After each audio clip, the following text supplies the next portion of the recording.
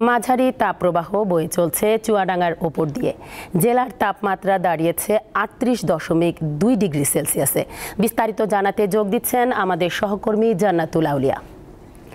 জান্নাতুল, চুয়াডাঙ্গায় আজ গরম কতটুকু অনুভূত হচ্ছে, পাশাপাশি জানাবেন হাসপাতালে কি রোগীর সংখ্যা বেড়েছে?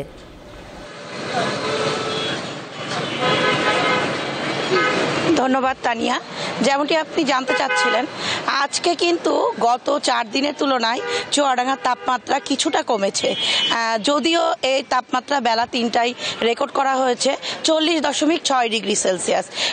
টানা রেকর্ডের পরে, গত 4 দিনের টানা তাপমাত্রা রেকর্ডের পরে আজকে এসে জনসাধারণের মধ্যে কিছুটা স্বস্তি ফিরে পেলেও কিন্তু আমরা কিন্তু সেই অনুভবটা করতে পারছি না। এই যে আমি দাঁড়িয়ে আছি পিচঢালা রাস্তাটা মনে হচ্ছে তপ্ত একটা আগুনের কুণ্ডলী।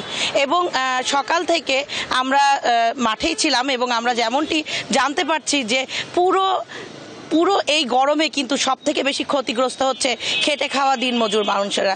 নির্মাণ শ্রমিক থেকে শুরু করে কৃষি শ্রমিক যারা আছে সবাই কিন্তু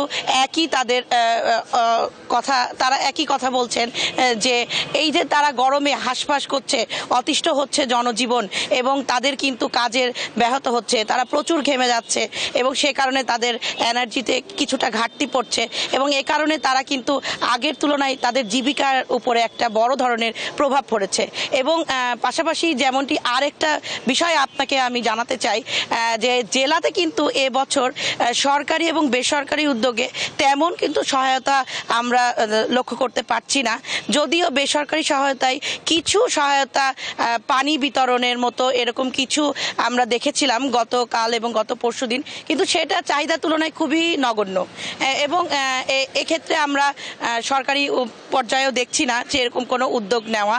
তবে গতকালকের একটা সমন্বয় সভায় জেলা প্রশাসকের পক্ষ থেকে 1 লক্ষ গাছ চারা রোপণের কিন্তু সিদ্ধান্ত নেওয়া হয়েছে। এবং আরেকটা বিষয় আপনাকে জানাতে চাই, এতে কিন্তু ফসলের ক্ষতি হচ্ছে প্রচুর। মাঠে যে ধানগুলো আছে, ধানের বীজতলায় যথেষ্ট পরিমাণ পানি সেচ করতে হচ্ছে এবং আমের মুকুলগুলোতে পানি স্প্রে করছে এবং এই বিষয়ে বারবার সতর্কতা দিচ্ছেন আমাদের কৃষি অধিদপ্তর। এবং আবহাওয়াবিদরা যেটা জানাচ্ছেন, আবহাওয়া অফিস থেকে কোনো সুখবর কিন্তু আমরা এখনো পাইনি।